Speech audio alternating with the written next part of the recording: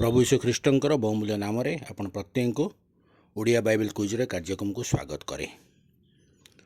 गत काली आम मैंने जो प्रश्न पचारि थिला जिहुदा वंशीय उरीर पुत्र नाम कौन। यार सठिक उत्तर होची बछलेल। आपण मैंने अंशी होती अनेक उत्तर देइचंती, धन्यवाद जनाए। कहवाक चाहे जो मैंने नूतन भाव जॉइन करिसेंती से माने चैनल को सब्सक्राइब कर जॉइन करंतु। जो मैंने देखुंत निश्चिंत भाव से माने बाइबल उत्तर बाहर कर आम को पठेवा निमंते चेष्टा करंतु।